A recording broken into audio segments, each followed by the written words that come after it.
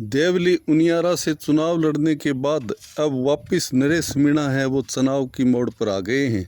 नरेश मीणा ने कहा कि मैं अंता से चुनाव लड़ूंगा, चाहे कोई पार्टी टिकट दे या न दे। लेकिन आखिर में नरेश मीणा ने कहा कि मेरा दिल है वो कांग्रेसी रहा है और रहेगा, और इस प्रकार से मैं सचिन पायलट के साथ में हूँ।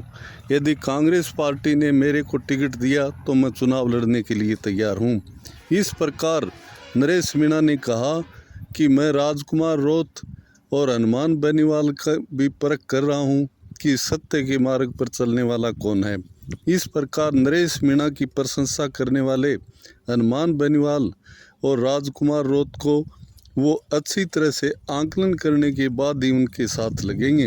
उनका सीधा सा कहना है कि यदि कांग्रेस पार्टी ने मेरी प्राथमिकता रखी तो मैं कांग्रेस पार्टी के सिंबल पर ही चुनाव लड़ूंगा। इस प्रकार से नरेश मीणा है वो निश्चित रूप से सचिन पायलट के फैन है, और सचिन पायलट यदि उनको टिकट दिलवाएंगे तो अंता के उपचुनाव के अंदर कांग्रेस की टिकट है वो नरेश मीणा को ही मिलेगी। और लोगों का कहना है कि नरेश मीणा है वो एक जुझारू व्यक्ति है और हर जाति के लिए और हर समाज के लिए अन्याय के खिलाफ संघर्ष करता है। और आज इस युग के अंदर इस प्रकार के व्यक्ति की ज़रूरत है जो अन्याय के खिलाफ लड़ सके, जो अपने दुख को भूल करके यानी अपने सुखों को भूल करके और सबके सुख दुख में जो आड़े आता है वो नरेश मीणा है।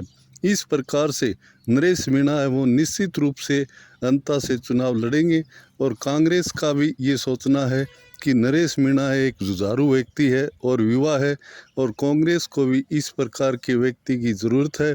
इस प्रकार से अंता विधानसभा क्षेत्र है वो निश्चित रूप से कांग्रेस की झोली में जाने जा रही है।